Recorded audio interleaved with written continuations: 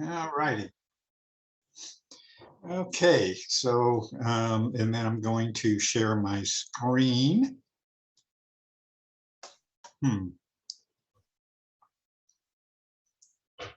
Give me just a second here. No, don't want that.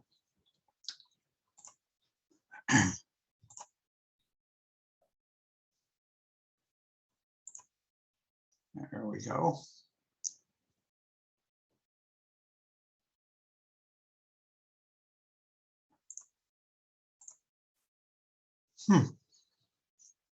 Well, hopefully this will work. Okay, can you all see my screen now? Yeah. Yes. Good. Okay, so welcome everybody. Glad to see you all. After a holiday, we missed you all. Went a whole week without getting together. So we have, as always, I'd like to start with any new people who have joined us today. Kelly Green, I think you've been on once before, but you want to introduce yourself quickly, please? Sure. Kelly Green, the Chief Operating Officer at SciTech Institute. Yeah, you guys are doing some pretty awesome stuff. Thanks. Yeah, busy. Yeah, that's what I understand. And let's see, we have Michelle, I think you were on. So I'm Michelle Blumenthal, and I'm the interim executive director for WeCare Tucson, and I just started 2 weeks ago. So welcome. And anybody else who's new to us today? Hi there. Good morning. My name is Gabriel Lopez. I represent Sun Corridor Network today. Derek can't be with us, but pleased to meet you. Great. Glad you could join us, and hopefully we'll see you regularly. Anybody else who's new today? I take it that's not the case. Okay, so moving on. Just a reminder for those of you who forget that we do have our kibitzing with colleagues after this meeting. Basically, it's an informal sharing. We turn off the video, and we turn off the recording, and just allow people a chance to share information, ideas, ask questions, or whatever. We'll have anywhere from 5 to 15 people. May last 10 minutes. It may last an hour. So we invite you to participate in our kibitzing with colleagues. Okay, so let's talk about the rest of the agenda for today. First of all, I want to thank, as always, our sponsors, Care First Health Plan, Mauricio, thank you, Valley of the Sun United Way, Satellite Broadcasting and Communications Association, Khajiit, and Triad Wireless. We appreciate your continued support. Let's talk about meeting schedules. So we're scheduled to meet on the 13th, the 20th, and the 27th. And tentatively July 11, 18, and 27, and of course, no meeting on July the 4th. And related to meeting schedules, I'm planning to be on vacation from January 11th through August the 10th. That'll be a month. During that time, I tentatively plan to coordinate our meetings. However, we may go to every other week for the meetings rather than every week. And would like to hear your thoughts about that. Does that work for you? Any problems with? What days did you want us to meet, Steve?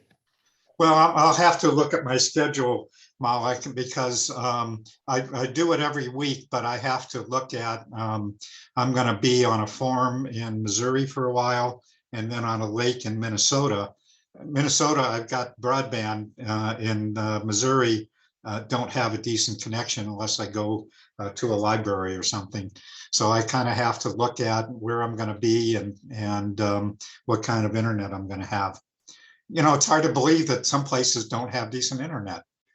So, so anyway, I'm going to look at my schedule, but how do you feel about every other week rather than every week?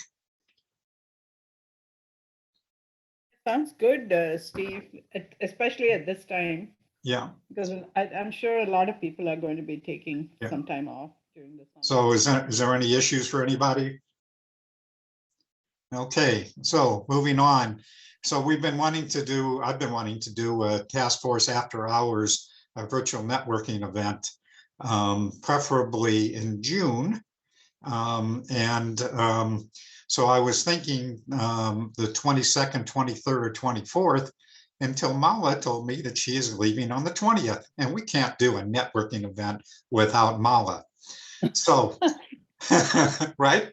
And so the question is, so I'm actually going to do a poll. I'm going to start up a poll here and want to see if any of you, to see what dates, if you would be interested in doing a poll, what dates and also what times. So I'm going to pull up 2 polls and give you a chance to take just a minute.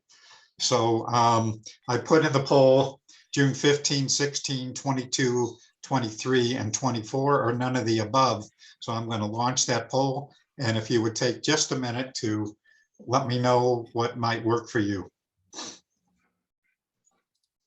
So is this going to be virtual or is this going to be in Oh, it'll be person? virtual, definitely virtual, sorry. Can you tell us what days of the week those are or anything, or? I can. Wednesday, Thursday for the first pair.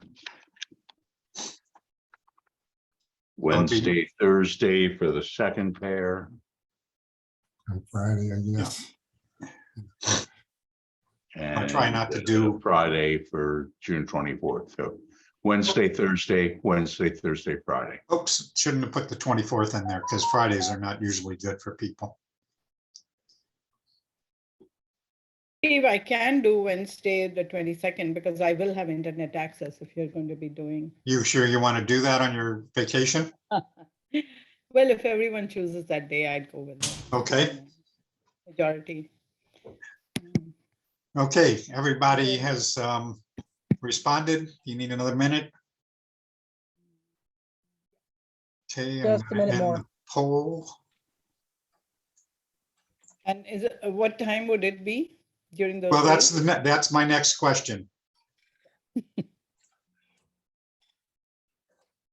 Okay, so I'm sharing the results. All righty, so moving on, next question.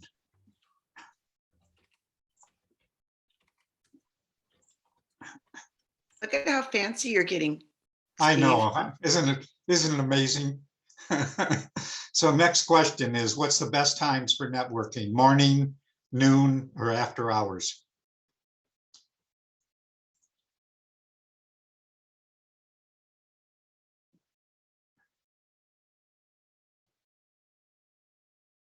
I need a "it depends" category on here.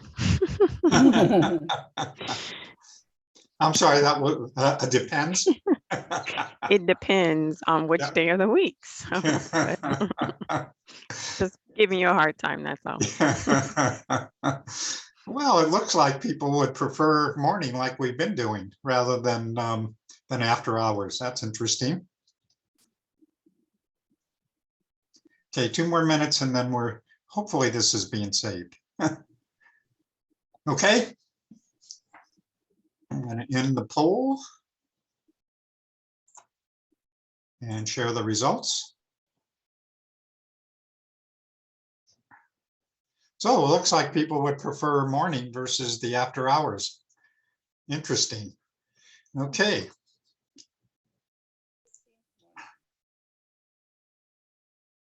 So that looks like the majority. Results. All righty. So listen, I just need to go back to this for a second. Make sure that I save this.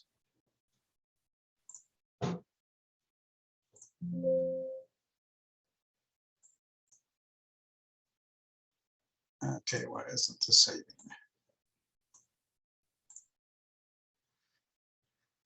All righty, so we're done with that. Here's just the results. And we're done with that part. Okay, moving on. You are screen sharing. Where's my screen? There we go. So that takes care of that. Next thing is, so Mark, you want to do a quick recap of the award that ATIC just won? Sure. So was able to see a number of you live and virtually last Wednesday. Janet Major in the Arizona Telemedicine Program hosted a awards presentation and reception at the T Health Institute, the old Phoenix Union High School. ATIC was given a Redefining American Healthcare Award from the Healthcare Leadership Institute. Steve Zylstra at the Tech Council steered them our way about 6-7 months ago. I tried to in turn steer them to the U of A's telemedicine program itself, but they did this year. We're looking for a broadband focus group that had enabled and supported telehealth, telemedicine. So we had a nice ceremony. A couple of people flew into town from the Healthcare Leadership Council.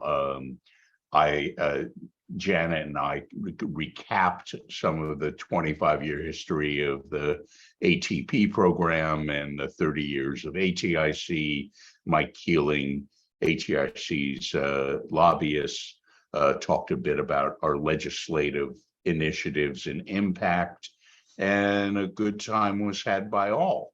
So in the chat, I put 2 links. One is to Janet Major's LinkedIn post about the event, and that has a nice photo of Mala and Henry and Janet and I receiving the award at the conclusion of it. And then there's a link to the 33-minute video if you'd like more.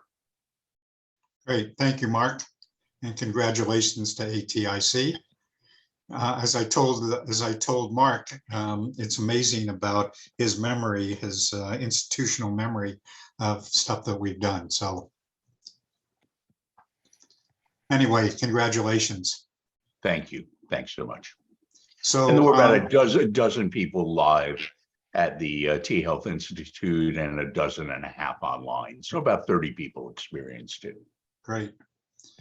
So I'm looking at the list. Craig, are you online, and can you tell us who you are? Who? Craig Cosciola. I don't know if that's pronounced correctly. There he goes. Hey, yeah, caught me off guard there trying to find the unmute button. Oh, sorry.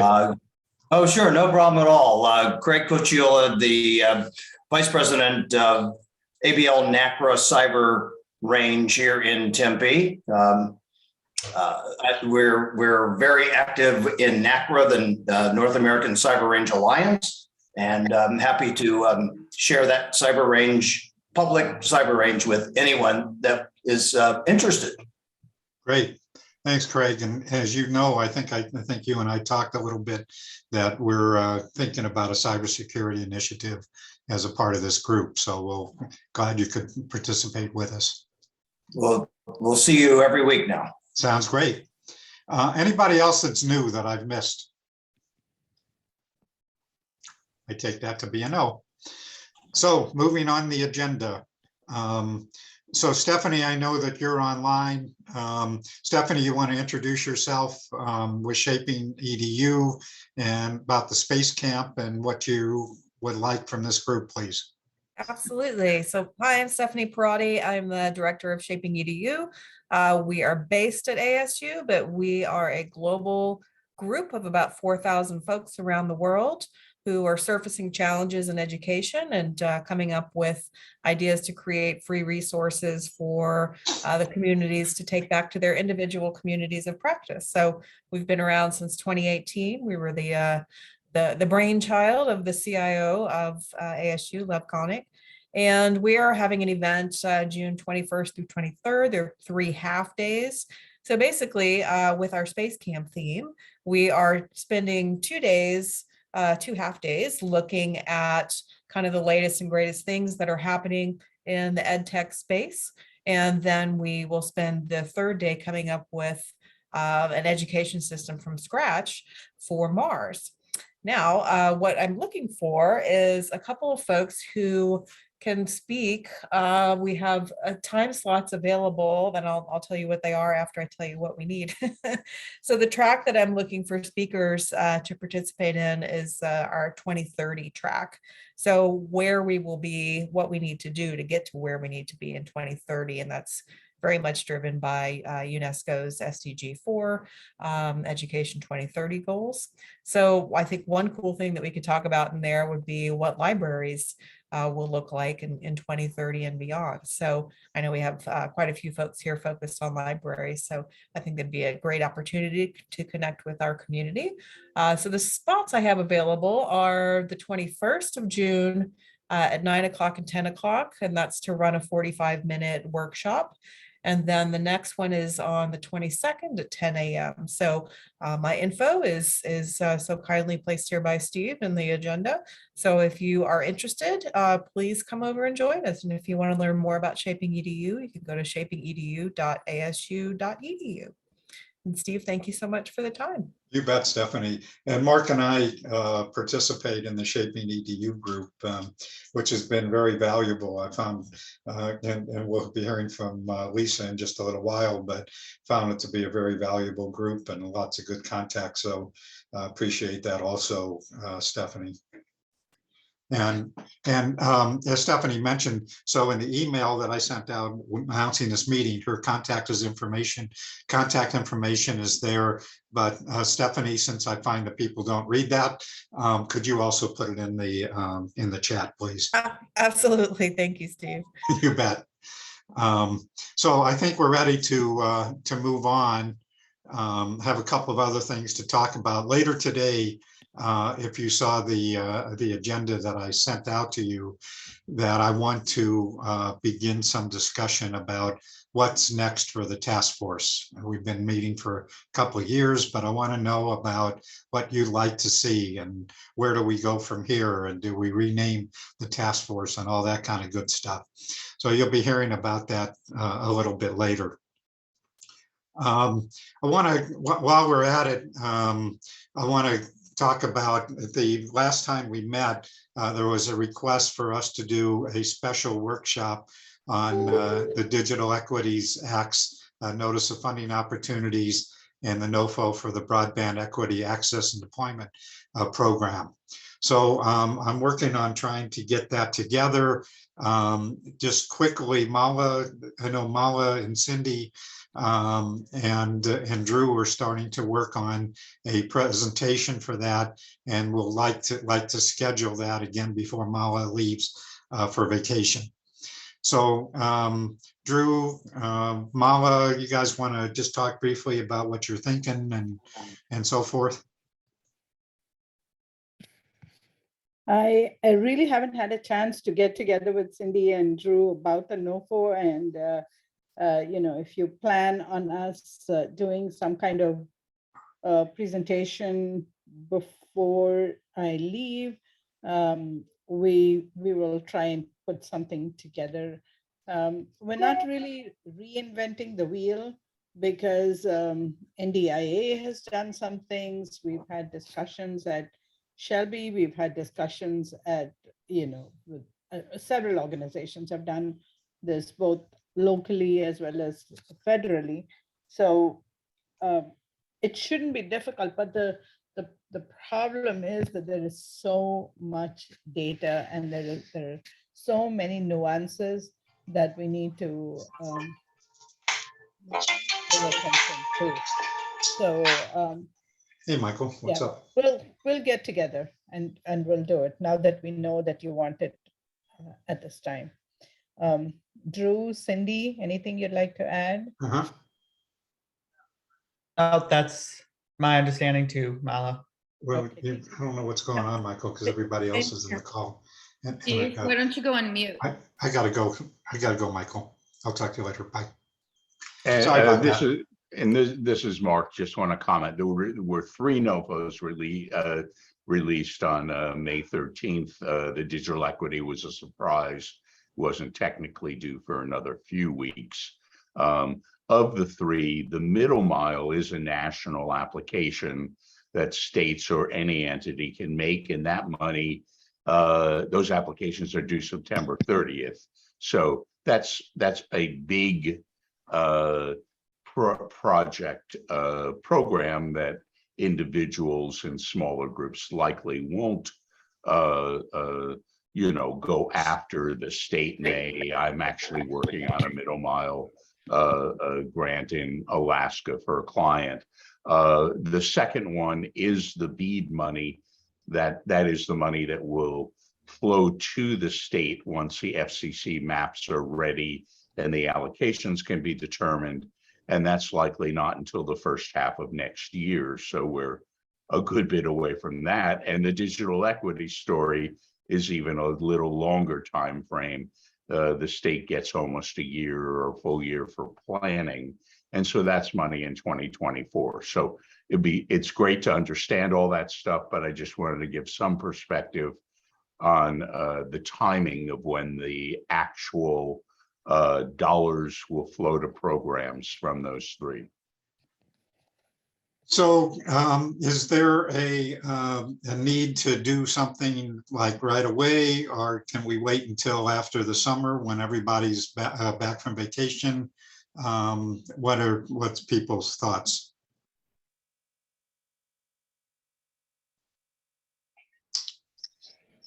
Okay. Don't everybody speak at once. Steve, I think it would be good to wait at least for two of them.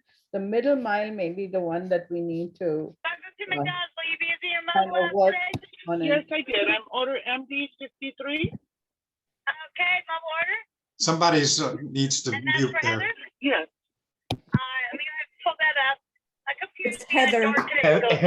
Heather Floyd. Please mute. Can you mute Heather? Steve? There we go. I'm sorry, Mala, go ahead. No, so what I was thinking was that we could do it in stages or phases. BEAD money is not going to flow till the first half of 2023, and digital equity even later, 2024. But the middle mile may be the one that we need to focus on right now. And if we do the NOFO for that, analyze that first and see who's doing what, that might make more sense. But I defer to the group. Any other thoughts? I would think an overview of all three would be useful, Steve. Few people will be involved directly in the middle mile NOFO. Awareness of it will be good. The state of Arizona may well have its Suncorder network, entities like that, proposals for that. But I would think we'd want to give people some perspective on the other two, even though their timelines are a bit longer. So do that pretty quickly, Mark. Is that what you're thinking? Not necessarily. Some delay would be fine. If you're going after the middle mile NOFO and you need to talk about it, I'd be glad to. Jeff would be glad to, but it's not for a broad common denominator of people, whereas the other money will affect us all in ways that the middle mile won't. So I don't see, if it's convenient, we can probably pull it together. As Mala says, there's already been presentations on each of those three programs that we have access to the PDFs and could extract a few slides or make a few of our own. So the timing doesn't matter that much to me. I just wanted to give some perspective on when those monies will actually impact us all. Okay, Drew, do you have any thoughts? I'm happy to go there. I'll point out that there is a recording from MDIA where they go through the slides, and I can link that in the chat. So anyone who wants to watch anything now can do so right away. I also have some slides together already. I've given a presentation on it, so I'd be happy to help whenever Steve or anyone thinks that there's a need. Okay. And if I think I participated in that NDIA presentation, and I thought it was pretty awesome. Yeah, it was. And the other, like there's still also the treasury money too. So it's not just BEAD and Middle Right. Mile, the Right. Capital Projects Fund that like complements a lot of the BEAD money, because treasury, from my understanding, is much more flexible.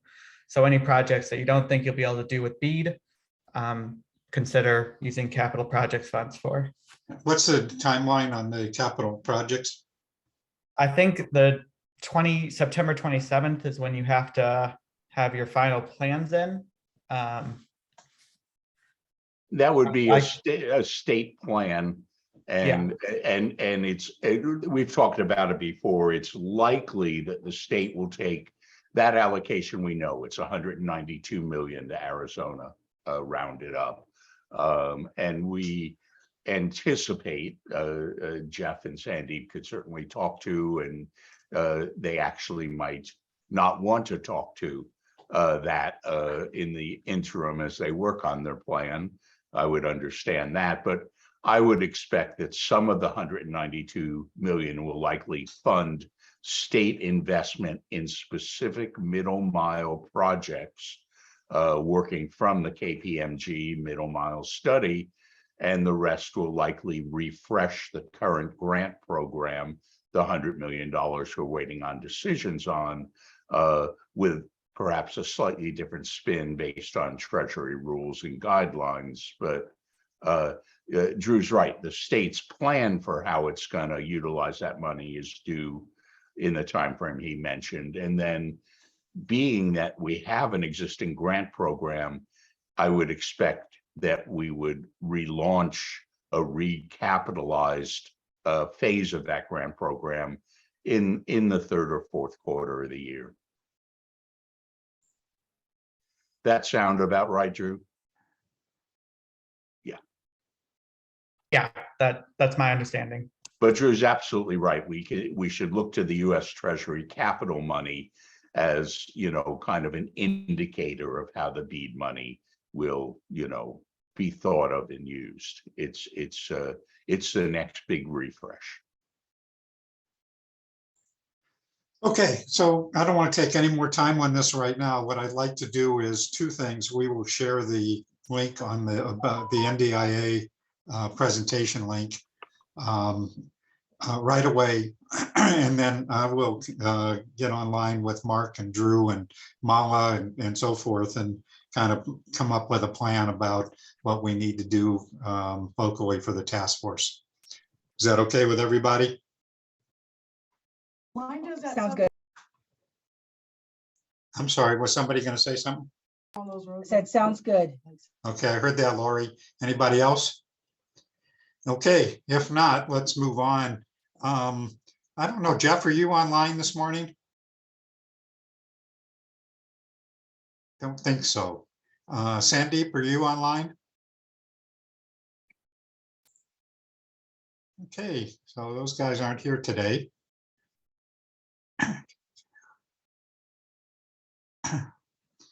All right, so moving on. Mala, you want to kick it off with the State Library, please? Sure.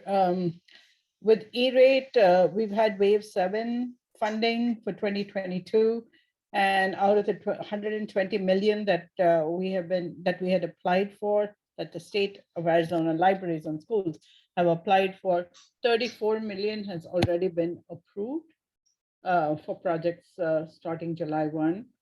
So the rest are in the process of review.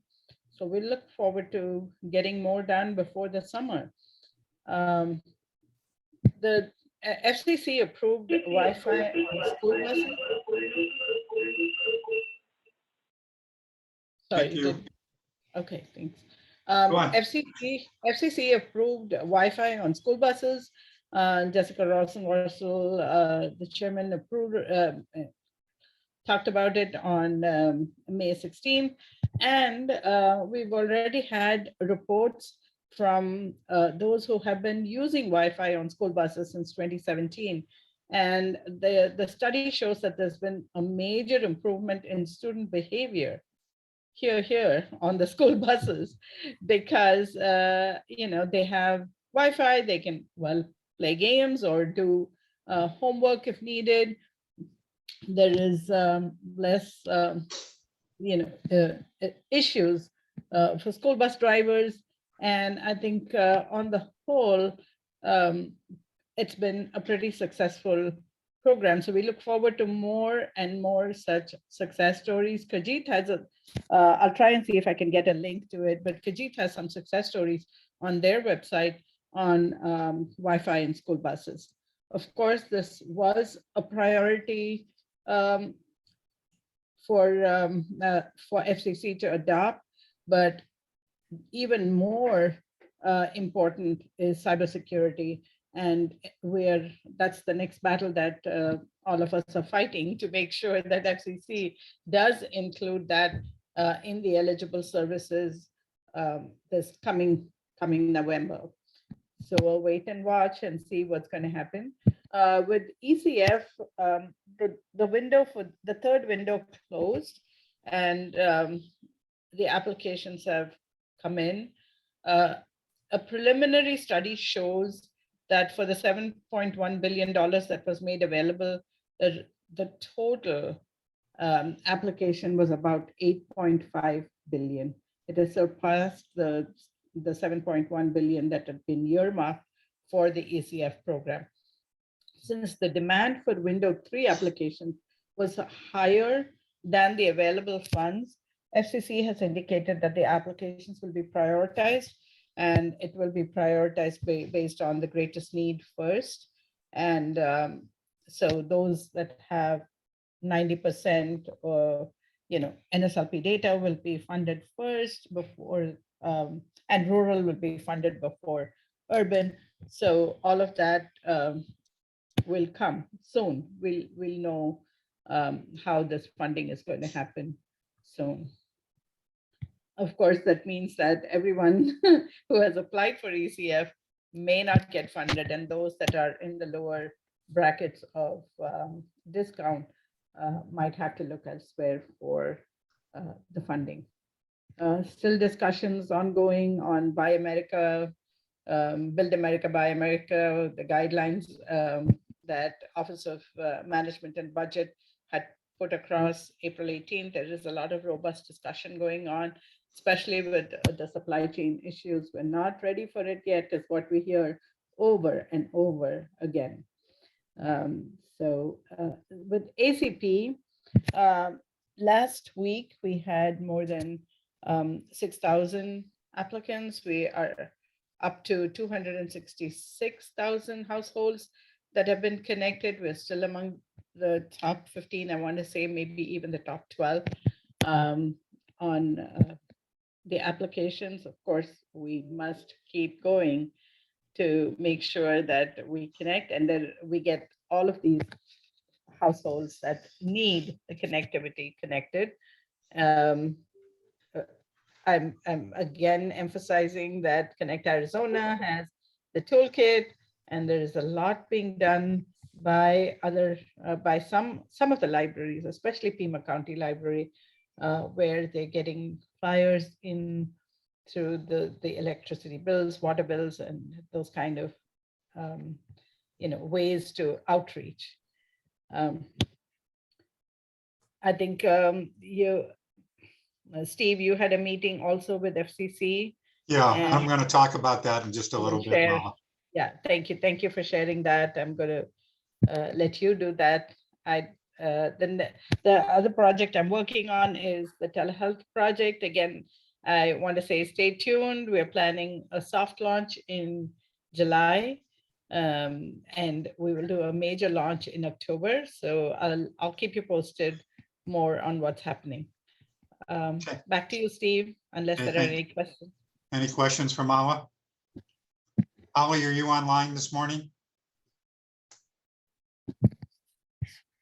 Don't think so. Okay, so moving on, time to talk about digital inclusion. Cindy and Nicole, I don't think Nicole's online this morning either. Cindy, you want to give us an update on what's happening with digital inclusion. And then Erin, we're going to get to you also.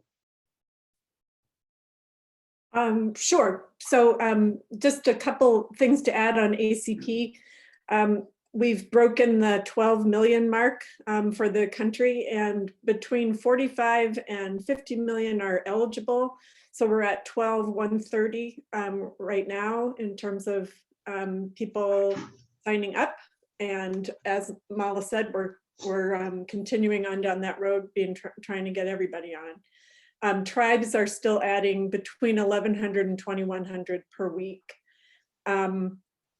And Common Sense is doing a pilot project in Phoenix to put the word out and try and get people signed up. So I only get to do that. Elena is working hard on Corey, that. please mute.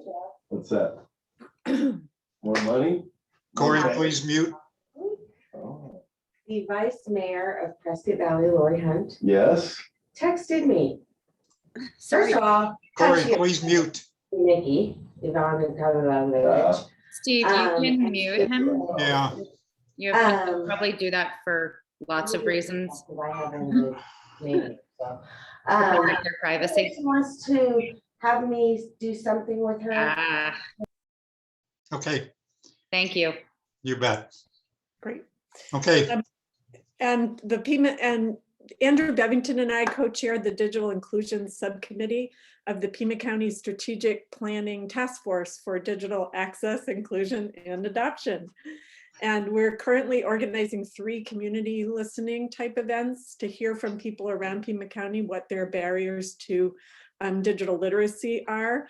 I'm going to put the flyers for those in the chat. The first one is in Ajo this coming Saturday, and there's one in Sahuarita and one at the El Pueblo, in the El Pueblo community neighborhood. So that. and Cindy, you needed some help with those, didn't you?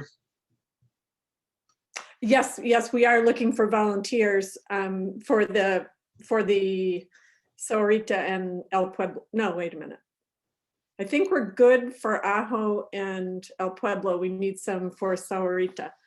And I'm hoping that if I put the flyers in the chat, everyone can send them out to the people that could best benefit or could show up and tell us what their experiences are. So we talked about BEAD and DEA. And I think that was all for me. Okay, so Cindy, you just want to talk about also that you've been having some meetings. You want to just talk about that quickly? I'm not prepared to do that right Okay. at the moment. Yeah, sorry about that, Steve. Okay. Okay. So Erin, you want to give us a quickie update of what you're working on? Sure. Good morning, everybody. Sorry, I have to jump off for another call in just a second, and I was trying to get everything sort of situated over here. Good morning. Sure. I think the big update that I would love to share with this group, and I've shared it previously, Stephanie, the brilliant Stephanie, who was on here earlier, is helping us with the event that we're running on June 30th. It is the first of a statewide digital navigator training workshop. We're capping it very purposefully at 50 participants. So if you, and Central Arizona focused. So if you have folks who you think would benefit from attending and would love to participate, I would love to talk to you about that and share more of the details about the organizational structure of that. And Stephanie, are you still here, Stephanie? I am. Hello, Stephanie. And Stephanie, the brilliant Stephanie, is putting together an invite where we'll have more detail on the actual event itself that we'll be able to share rather than me just rambling it to you, which will be fantastic. And I think that I'm able to share right now that that is the big update. We have Okay. other things, but I'm not at liberty to share them right now. Okay, thank you, Erin. So while we're talking about digital inclusion, I wanted to talk about a great meeting that we had, thanks to Lisa Gustinelli and the great work that she's done with the FCC and a demonstration project in Belgrade, Florida, that she helped to facilitate a meeting for us with with Lyle Ishida, who's Chief of Consumer Affairs and Outreach Division with the FCC. And so we had Cindy and excuse me, and Lisa and I had a great meeting with Lyle. And I'm going to ask maybe Cindy and Lisa to do a quick update. It was really awesome. I think we have some great opportunity. So with that, Lisa, do you want to take it away first? And Cindy, anything you want to add? And then I'll also jump in. Okay, well, the good news about it is that Lyle Ishida, who's the head of outreach for the FCC, is really excited about organizing and helping with signups throughout the state of Arizona. He's willing to pull out all the stops. He's willing to actually come fly in for in-person events. He's there to share any kind of organization. He's ready to send out flyers, help in any way. He's got a team of people who work with him who are willing to help with that. So basically, I believe, correct me if I'm wrong, Steve, he just wants names of organizations that you'll be working with that he can also connect with and help do this. And I'll just turn it over to Cindy, but I think my main part of being involved is just more of a lessons learned type thing from having done an in-person ACP sign up that was very successful. And I liked it that he kind of reiterated, because he came to the ACP sign up that we had in Belgrade. So there are certain things that create a successful event. The first one is identifying areas of really need. So this Belgrade, 43% of the community is below the poverty level. So right there, that is like a hub for need for connectivity. If you give him the zip code of the area right away, he can tell you how many people in that area are already signed up. So that's a good thing. That really helps, so that you're not thinking you're going into a community where you need to sign up people, but maybe somebody's already helped, or maybe they are already signed up. Another thing is it doesn't work just saying we're coming in, we're going to sit at a table and sign people up. You have to have an actual rapport with a community leader that has influence in that area. And then after meeting with them and training them, then they will be the key person who's going to go out and train the digital navigators. So just identifying that there is a community center that you'd like to go in and have signups for ACP, that won't work. You have to say, okay, who's running the community center? Do people come there weekly?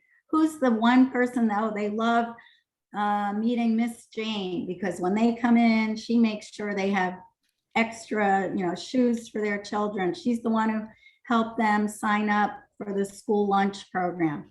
That's the person that you want to connect with. So he's looking for, and rightfully so now, the grassroots effort. I heard the numbers by Mala, and that's true, but those are people who didn't need really their handheld to get this done. So that kind of just, those huge numbers that we're getting, those are people who got it in their water bill and they're savvy enough, or they have a family member there to quickly get them connected.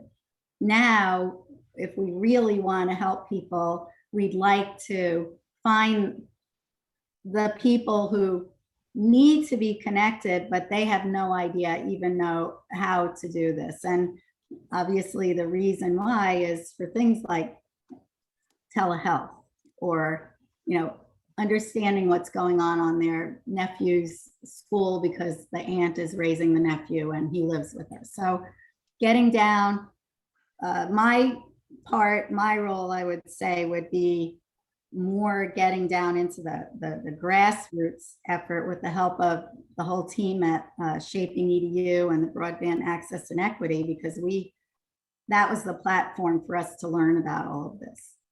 And I'll pass it on to Cindy. Cindy, you want to add anything about that meeting? I do. I saw a note in the chat from Erin. She has another meeting and she had one more thing to say. So I'll jump in after that. Cindy, you are just amazing. Oh. I'm so grateful for that. I totally forgot, sponsored by Flynn Foundation and their CivX program, which is they run it in hopes of bringing people together to spark policy conversations and to engage leaders regardless of sector around a common theme. So we are hosting a CivX focused on digital equity and inclusion. That is the 22nd. I'm moderating the event. Who is Angela Seifer is one of our speakers. Mignon Hollis is one of the speakers. Many of you, I'm sure, know her. She's a brilliant human. Rufus Glasper, who's the former chancellor of the Maricopa Community College System for 20 plus years. Now he's the CEO and president of the League of Innovation for Cities. Derek Masseth is on the panel, but it should be a deep and really interesting conversation about digital equity and inclusion in the state of Arizona. So that's the 22nd. I will send out a link to the group. And if you would like to attend, you are all invited. So thanks so much, Cindy, for Is that live? Erin, or online or both? It's virtual. Is it being recorded? Because I'm not going to be in the country and all. So just because of Italy, whatever. It will be recorded. Yes. Okay. Thanks. Absolutely. Thank you. Great. Absolutely. Great. Thank you. Yeah, thanks so much for that. Okay, Cindy, did you have something else to add about the meeting with Lyle? Yeah, just really briefly, I really agree with it was really good to be in that meeting and get down granular into how it really works to sign people up who are not familiar with the digital world. And it's what I always say, we have digital problems, but we have human solutions. We're not pushing buttons to get people signed up. We need real human engagement, and we need strong community partners and who create the trust that gets people to show up at the event with everything that they need to just get signed up right there. There's a lot of legwork that needs to happen on the front end. So I was really, really glad to hear that would be the focus, and that's all I have. So, first, I'm sorry, somebody gonna say something? So I just wanted to reiterate a couple of things. One is, as I mentioned, Lisa has done a great job, and really we have a lot of good lessons learned, and she has a great relationship with Lyle, and they're looking at, I think, at her being a model of what we need to do, getting people signed up. So the last thing is that the way we left it with Lyle, he is very interested in working with Arizona and looking at how we can expand this throughout the state.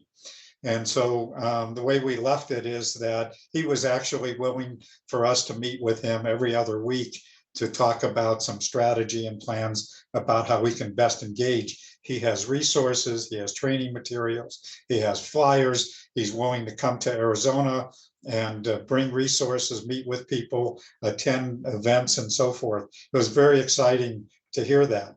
The way we left it is that because he's very busy, I suggested that we will convene just a half a dozen people. I don't want this to be a big, huge thing, to begin to map out what we would like to see, how we would best like to work with him. And then we will start meeting regularly with him to figure out how we can best take advantage of his expertise and resources.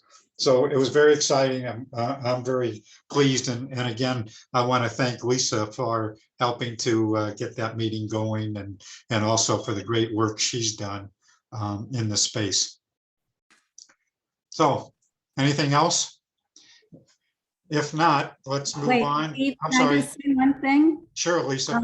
I just want to invite people to come to our broadband access and equity meetings, Shaping EDU, every Tuesday. I'm on Eastern time. What time is it, Steve, for your It's time? 1 o'clock, 1 o'clock here in Arizona. Okay, so Tuesdays at 1 p.m. we love to have anybody come, even if you want to come and speak and present what you're up to. We'd love that too. I'll put a link in the chat. Good, thank you, Lisa. And we enjoy that partnership and relationship with Stephanie and Lisa and a lot of the good folks who are participating with them. So we need to move on. Janet, I don't think you're online this morning, are you? Mama, do you have anything that you need to add regarding the telemedicine project? Not really. We're still working on it.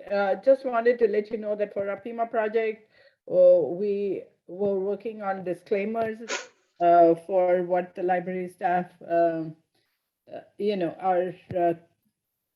capable of doing, would like to do, are allowed to do, and those kind of things. So, and we're sharing this nationally. Every other week, we have a meeting that has been started by the Delaware Telemedicine Group. And we have about 35 people that get together for these meetings, all of who are working on telemedicine and libraries, or telemedicine and other, with other organizations. But PIMA has succeeded in getting the disclaimer done, which we're going to be sharing with the whole group at the next meeting, so that this disclaimer will protect the staff and the navigators and the student assistants, nursing student assistants who are going to be assisting the patrons with their healthcare. So thank you. That's all I can share right now. I'm still not able to share the details because we're still working it out of the events that are being planned both for July and October, but just now it's going to be good and exciting. Thank you. Back to you, Steve. Okay, moving on. So Department of Education, Sophia, are you still online? I sure am. You have anything that you want to share? And I know Kelly's on. I don't think my one's here today. The only thing I want to share, and Kelly put it in her wonderful newsletter last week, but we have a summer learning coordinator, and she created a wonderful webpage that Kelly's going to help me out and put in the chat. So if anyone in the education community needs resources for summer learning, it's not so much granular for parents, but really for the education community. Please see that wonderful summer learning webpage on our website. Okay, thanks, Sophia. And Mylan's not here, and I don't think Shelby's here this morning. So Kelly, you're on. Great. I cannot do two things at once, so bear with me. I am putting that webpage in the chat that Sophia mentioned, which is great. So that lists all of these summer professional development learning opportunities from Department of Education, which is great. And then the only other thing that I wanted to at least say thank you to and acknowledge is everyone in this meeting has really been a great partner to us in the Office of Digital Teaching and Learning from the Department of Education. And I wanted to say thank you because I even wrote down some names. Cindy and Aaron, Sharika, Elena and Drew, Frank, Joy, Kelly Green, Wes, everybody has helped me make connections. And I'm very excited about that, helping to spread the word of this office and what it is we're trying to do. And I am just grateful looking at this, seeing how much is happening. Great. Anything else, Kelly? Nope, that was it. Happy Monday. And Leah's not here and Derek's not here. I'm sorry, who was that from representing Derek with the Sun Corridor? Yeah, sorry. hi there. Yeah, this is Gabriel Lopez. Unfortunately, I don't have a direct kind of update to share. I know that Derek's involved in a number of different discussions, and so we hope to Okay. share more in the future. We'll get him later. Wes, you still online? And Rory, are you there today? Okay. So I think we're done with presentations today. Are there any announcements before I move on to the next phase of this meeting? Hearing none. So if you saw my agenda for today, that one of the things I'd like to do today is to begin a discussion of what's next for AZBSN and the task force. Is it time for us to change the name? Should we change it to Arizona Broadband and Digital Inclusion Network, or whatever we wanted to call it? Should we go back to when we started this task force? We created a number of teams, and we've kind of gotten away from that a little bit. And I think it's time for us to get back to that, thinking about things which we've already started as digital inclusion. We've talked about cybersecurity and other kinds of things. So I just want to open it up for your feedback. I'm not going to make a decision today, but I'd like to get your thoughts, and then we'll come back with a plan. And I guess related to that is many of you have been participating regularly in the task force. What would you like to see us do that can best help you do what you need to do? So I'm going to just open it up for any thoughts, comments, feedback. I will tell you that I have started to drop off the COVID-19 and just keep the digital access task force. But again, I would like your input. So thoughts, comments?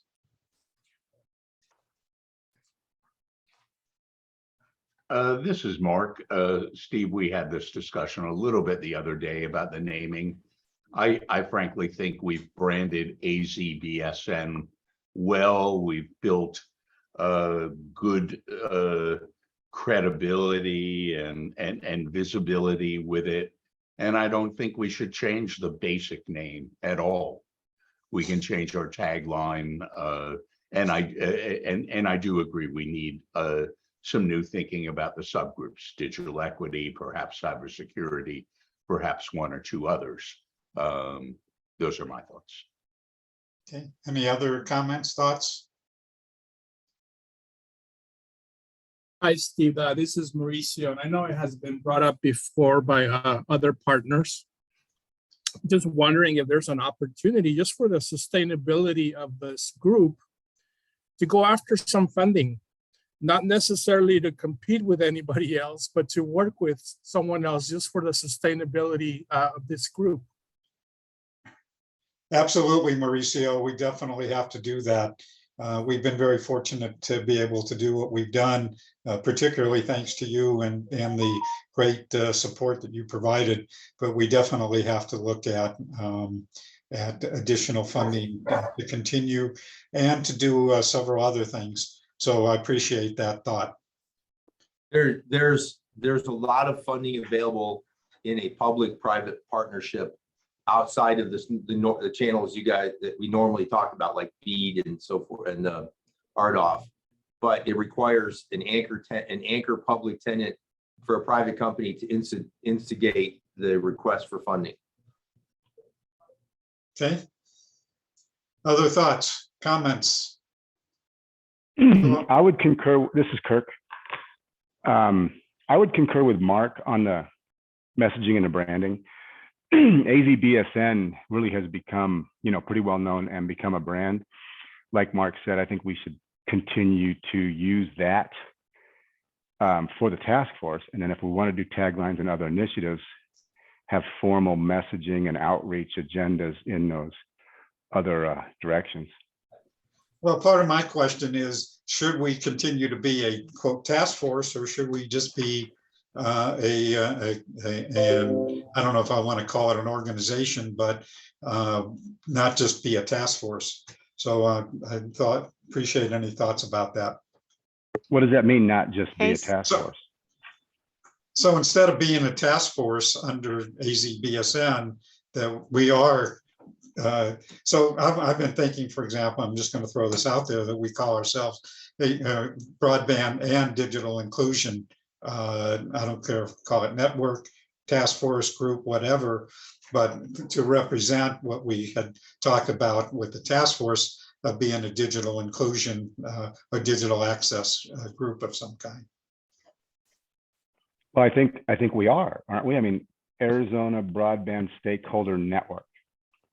In a lot of ways, I think that really says it all.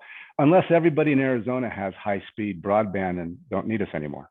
Well, the thing is, Kirk, we're just having a discussion now. So, so the only problem for me is that then it speaks to the issue that we've been trying to get away from, of saying we're just about broadband, but we're talking about how do we get people connected and be able to use that technology. And so that was consistent with when we created the task force that we called ourselves the Digital Access Task Force, because we wanted to represent that it was broader than just broadband. Steve, Right, and I think over time too, what happens is people start referring to us as AZBSN. We refer to ourselves as AZBSN, and broadband and digital equity and digital inclusion, you know, has really all kind of fallen under our umbrella of scope from a perception perspective. So there again, just my thoughts on Sure. branding and Yeah, impact. we're just having discussion right now. Sharika, Right. you got a comment?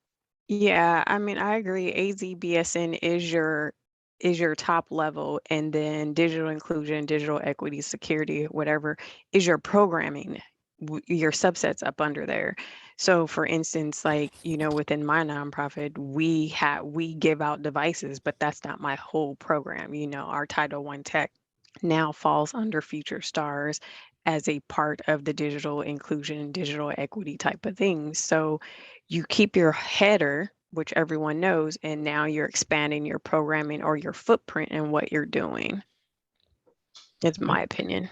Okay. Other thoughts, comments?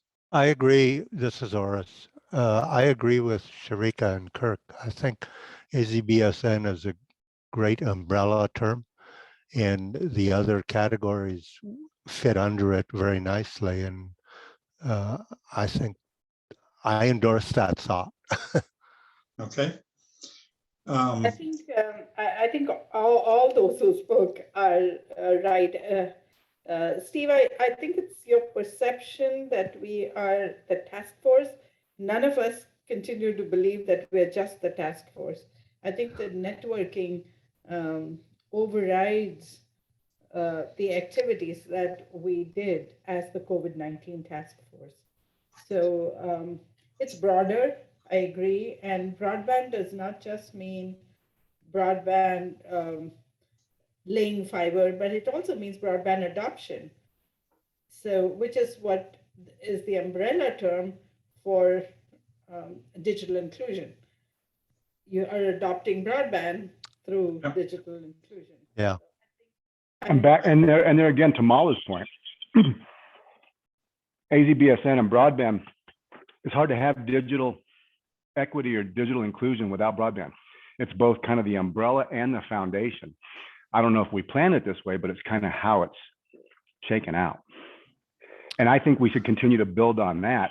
And we can have many, many agendas that are underneath that umbrella and with that foundation, I think. And there again, that's just a branding thing from a guy who, and they use us as old guys with ADD as case studies and focus groups. Seems to me that we agree we want to keep this name easy. We need a short name for our group that we can agree on in the future. I think probably, like Steve says, dropping the COVID-19 at this point probably makes sense to do, and AZBSN keeping that branding. But the question seems to be, I think we should either call it AZBSN Digital Access Task Force or Digital Inclusion Task Force and have a vote on which name people prefer, keeping the old term access or changing it to inclusion. Because digital inclusion encompasses pretty much everything, including broadband adoption and so on. So, and digital inclusion has become much more of a term from the days we started with calling it digital access. So maybe we should have a vote on whether, Steve, whether we should change the name to AZBSN Digital Inclusion Task Force going forward. So I guess the question is, do you guys want to continue to see us called the task force? I think we should keep that terminology. We've been going for 2 years and we're trying to accomplish various things in this space. So I personally like keeping it. I'm motion to give Cindy the floor real quick. She's putting great thoughts in here. Okay, go ahead, Cindy? Cindy. Yeah, I came into this group from the digital inclusion world, and I think we understand that that broadband equals all the other things. But across the country and in the public, they're only used to hearing broadband, and they think it's all about deployment. People don't. So our movement, we're so thrilled that digital equity and digital inclusion finally came into the federal lexicon. We'd like to see that more prevalent in the things that we're doing in this state. So I advocate for, I'm not necessarily, I do, AZBSN is really easy to refer to, but I think we need somewhere in there to be expanding that brand to talk about inclusion. And I just wonder, we were a COVID-19 task force. I just wonder, we talked about this last fall. What is our task? I don't feel us task forcing. I think we need more task in the task force, as I said back last fall. So it's not just rebranding, it's really looking at what we're doing writ large as a group. I couldn't agree. Cindy got a great point there. It's not only rebranding, but it's refocusing, right? Because it really is digital equity. Almost everything we do now is digital equity related. And there again, to Henry's point about building on the brand that has recognition, and then maybe change the name of the task force, which is really this group and the network, to digital inclusion or digital equity or whichever everybody agrees on there. But it's what it's morphed into anyway. COVID's not near the impact it was. And I think one of the most important things is we don't be one of those shiny object groups that now bail on our millions of friends that still don't have broadband and still don't have access, and go chase another shiny object that gets traction. And I want to stay here. I want us to stay here and stay on task. Like Cindy said, maybe get a little bit more focused and formally define the tasks. But I think that's momentum of the group, I think is critical.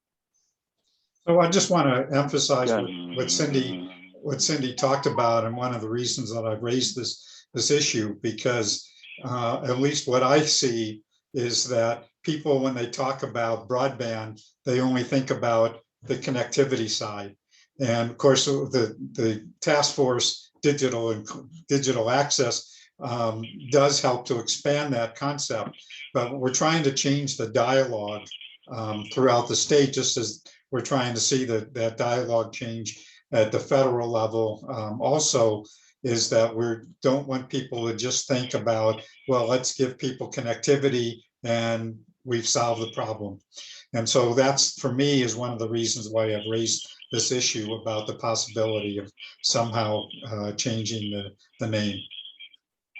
And John Kelly, I'm going to. Steve, can the 480 number please mute? Because there's a lot of feedback. And can we give the floor to John Kelly? Can we give the floor to John Kelly real quick? He's got great thoughts in there. He's also kind of an expert in messaging.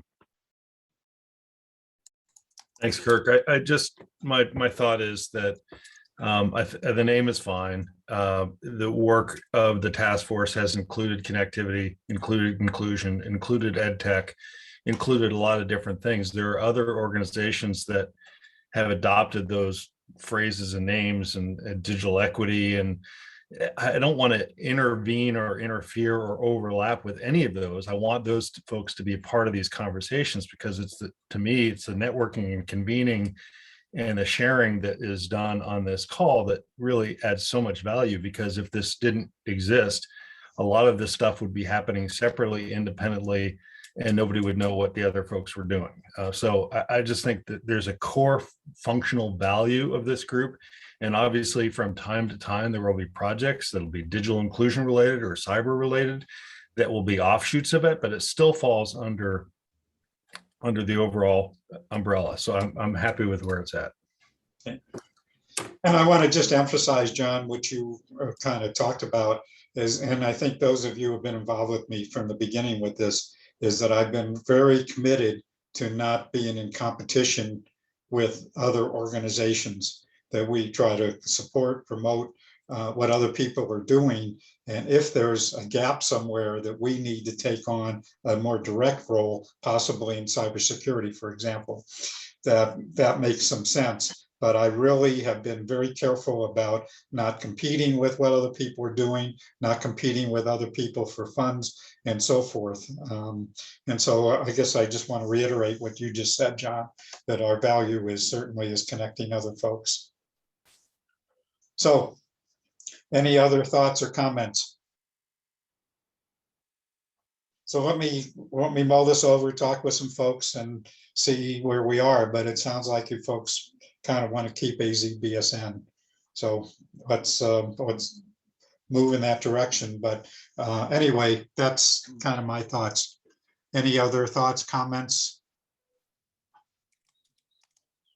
And Cindy, I heard you about, and I know we've talked before about this, about putting the task in task force. And I think it is time for us to reconvene I'm not sure what reconvene isn't the right term, to move ahead with creating teams or task teams to move ahead with some specific initiatives for the task force. Any other thoughts or comments before we end for today? Okay. Well, thank you all for being here today. And, you know, again, if you want to hang on and kibitz for a while, you're welcome to do that. And if not, we will see you next week. Again, of course, no meeting on July 4th, which is just a few weeks away. Anything else for the good of the order before we end? I'm sorry, I missed one thing. Cindy, you said there's a meeting tomorrow at 12 o'clock for your group. Oh, did she drop off? I must have missed her. So. No, that meeting. Oh, sorry. Cindy's meeting was last Thursday. It's every other Thursday. It was last Thursday. Okay. And that's okay, I'll track her down. Thank you. Wes, I didn't mention this. I apologize. I couldn't reach the mouse fast enough when you called my name. We are starting construction in Forest Lakes and Holbrook this week on towers. So those projects are moving forward. Hey Steve, what was that meeting Lisa was talking about? Because I'm not finding it on Shape EDU's website that you guys said was on a Tuesday. Yeah, I don't think I'm Lisa or I'll send out the information, Sharika. That's the one I was looking for too. Thank you. Yeah, the Shaping, you're talking about the Shaping EDU meeting? Yeah, that's the one I was looking for. Okay, I'll send that information out. Actually, I think, well, I'll have to check on that website and make sure that meeting information is there. Great news on the Forest Lakes, Lori. That's awesome. That hill, that last climb into Heber, I always get, always lose everything. Well, we ran into, well, that's for cellular, but we ran into zoning issues because the school property was zoned as residential, not commercial. So we're wow. Yeah, which we never even thought about. So we are what we're doing is we're putting up a temporary tower to do some actual testing. We're hoping that it's based on our analysis. We're hoping that maybe we can do this with 4 towers and avoid the zoning people. There's a loophole in zoning called the OTARD rule, which says that you can go about 12 feet above an existing structure. And that's federal, and there's nothing anybody can kind of say about that if you're a relay point for internet. So we may exploit that while we're still negotiating with the county about getting putting up full-size towers. but it's good. It's a really, really rough going in that area. So that county is a little tight on things like that.